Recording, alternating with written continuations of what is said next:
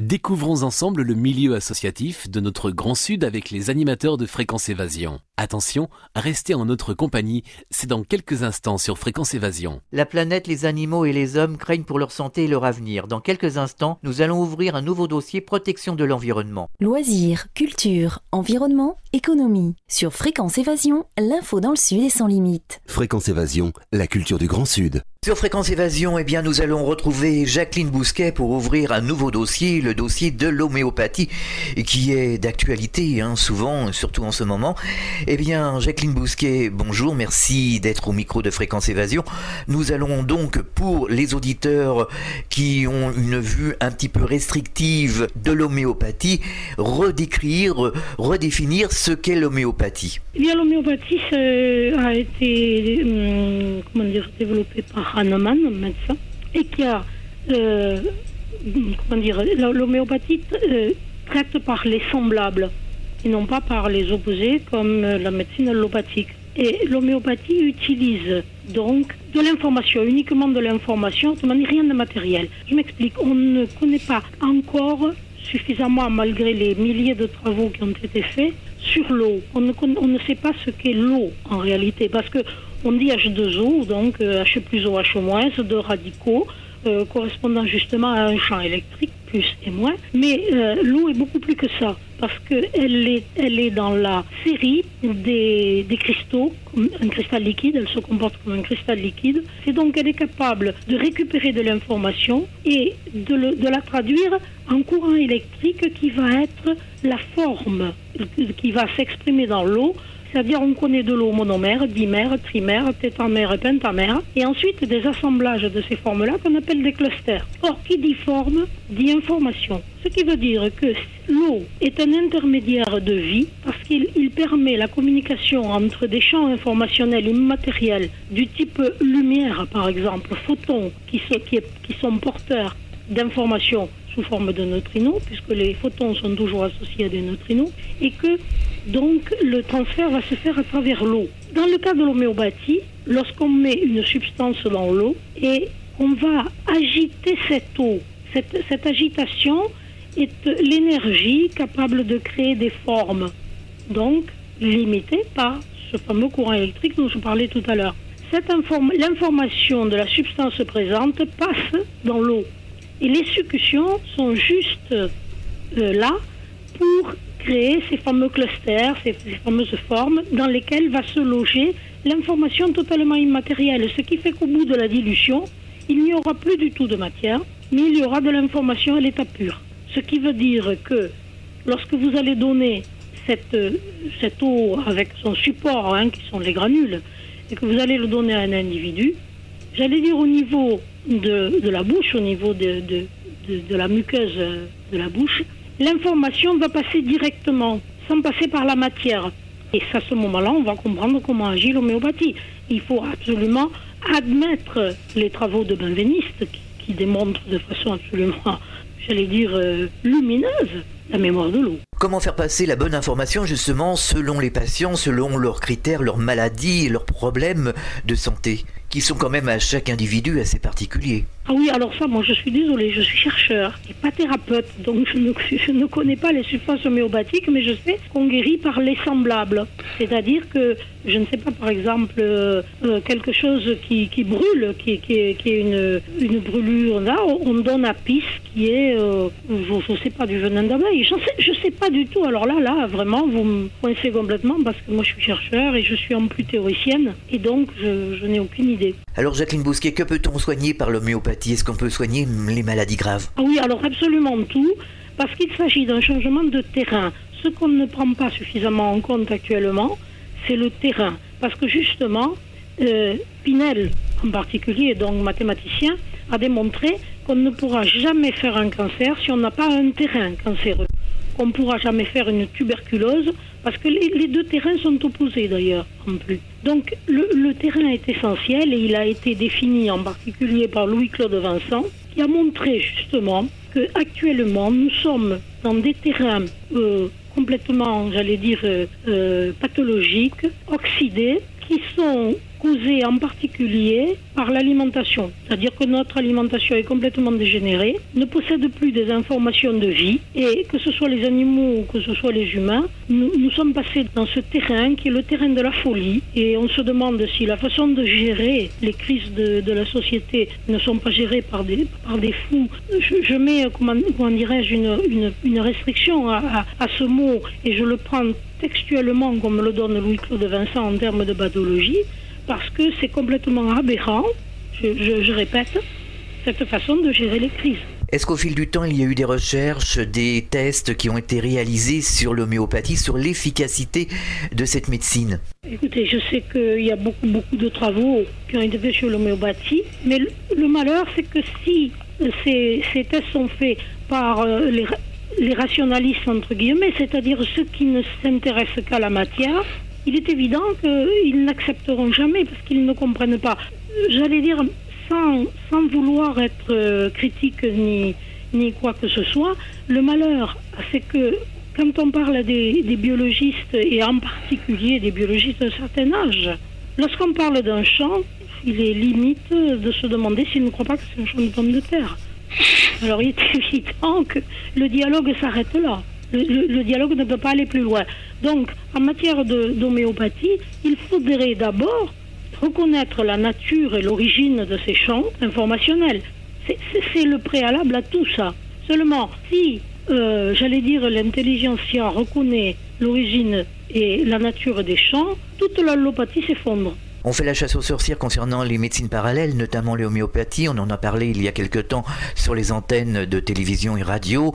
On disait à ce moment-là que si l'homéopathie ne faisait pas de bien, elle ne faisait pas de mal, mais que c'était pas nécessaire de rembourser. C'était la médecine homéopathe est pas vraiment reconnue comme médecine efficace. Alors quoi faire pour que cette médecine soit reconnue, mise en valeur, et que l'on fasse les recherches nécessaires justement pour comprendre comment fonctionne cette médecine homéopathique et ses bienfaits? Eh bien, écoutez, je vais vous citer, je ne sais plus qui a dit, une idée nouvelle ne triomphe jamais.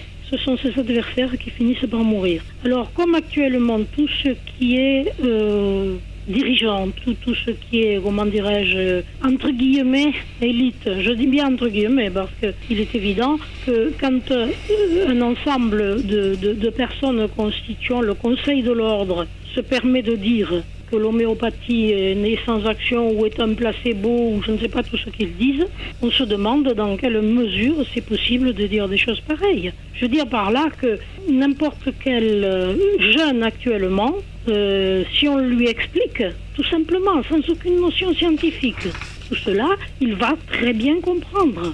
Mais eux ne le veulent pas parce que je crois qu'on oublie d'appliquer à l'humain les découvertes qu'il fait en biologie, par exemple sur l'animal. On dit le cerveau est un filtre qui ne laisse parvenir à la conscience que ce qui est conforme au concept du porteur. Je ne sais pas si c'est clair ce que je viens de dire. Si, très très. Ça me semble clair, mais on pourrait développer. Une idée nouvelle va être passée au crible de la personne et en général, ces gens-là disent si ça existait, je le saurais. Puisque moi, je suis le spécialiste, je suis l'autorité. Et donc, plus on est réductionniste, et moins les idées nouvelles ont des chances de parvenir. C'est un blocage. Fréquence Évasion, c'est la chaleur provençale, une vraie bouffée d'oxygène. Fréquence Évasion, le soleil du Grand Sud. Alors au fil du temps, si on fait un petit historique concernant la médecine homéopathique, est-ce qu'il y a eu des avancées? Oui, tout le temps. Je veux dire par là que les médecins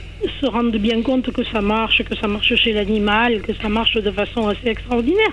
Mais je crois qu'actuellement, et encore une fois, moi je ne suis pas thérapeute, je ne suis pas du tout pratique, mais je pense que ajouter à l'homéopathie qui va rétablir un terrain et une discussion avec le malade qui va permettre qu'il puisse expliciter sa douleur, son manque de gestion d'un stress, va permettre de débloquer certainement le problème. Comment une personne peut-elle faire sortir cette information? Je vous ai dit, personnellement, je ne suis absolument pas impliquée dans ces recherches, mais je peux simplement dire que lorsqu'on parle avec la personne et qu'on lui explique le mécanisme le mécanisme d'arrivée de la maladie ou du cancer, sur le plan strictement scientifique. Et que vous avez par exemple une femme qui se présente avec un cancer du sein, et qu'on lui explique que c'est un conflit de nid, le nid. Peu importe l'idée que la personne se fait du nid. Enfin, si, c'est important justement parce que c'est très personnel, cette explication.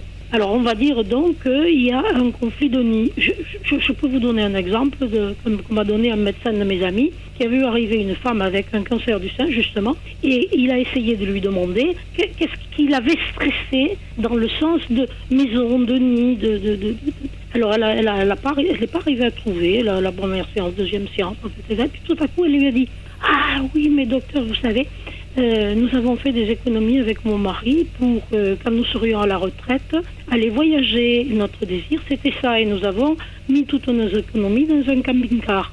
Et on nous l'a volé. » Voilà, vous voyez, c'est aussi simple que ça.